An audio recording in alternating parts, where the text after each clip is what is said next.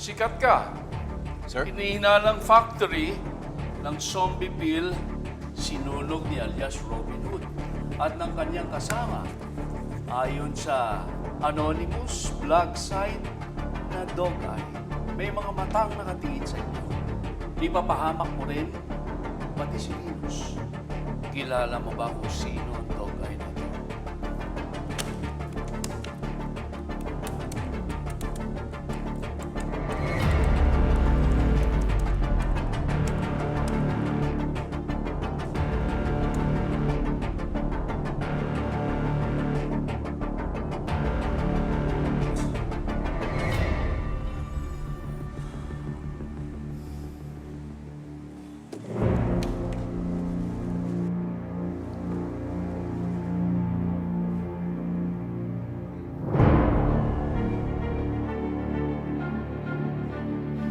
Oo, nakita ko siya doon sa bubong.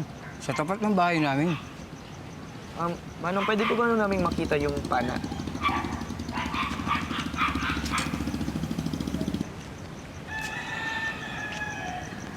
Kung sino man siya, nagpapasalamat ako sa kanya. Wow!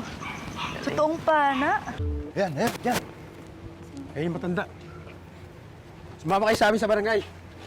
Bakit? Anong kasalanan ko? Kailangan niyo i-report kung sino nagbibigay sa inyo ng antidote. Bitawan niyo siya, wala siyang kasalanan! Huy! Isa ka pa? Baka gusto mong pagdadamputin namin kayo. Bitawan niyo si Lola, wala siyang Tigas talaga kasalanan! ng ulo mo eh. Hindi niya kasalanan! Sa ulo mo! Bitawan mo nga siya! Pwede! Hindi niya kasalanan na binigyan siya ng antidote ni Alice Robin Hood! Dali namin siya. Bitawan niyo si Lola! Ayun! Habulin niyo!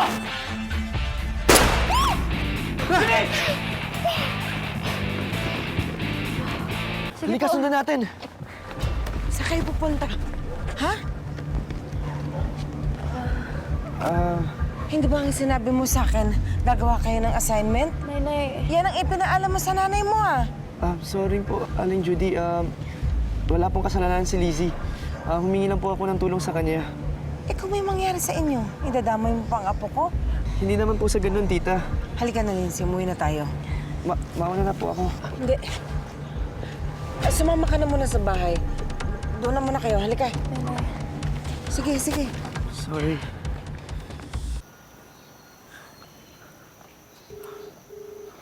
Dude, ang weird ng lola ni Lizzie.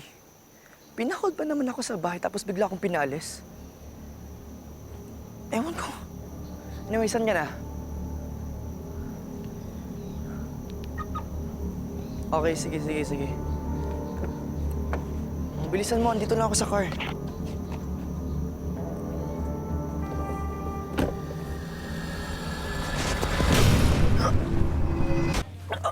Huwag kang papalag. Huwag kang papalag, hindi ako kaaway.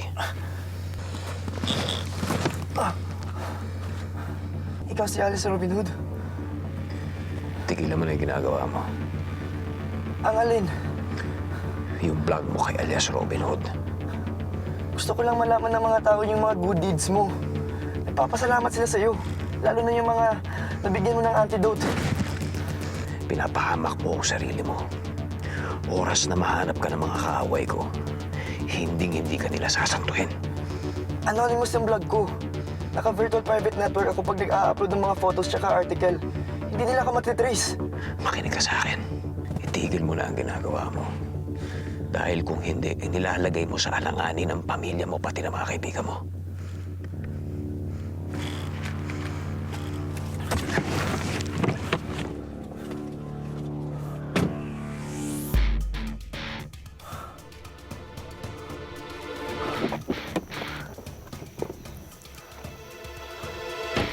Idol!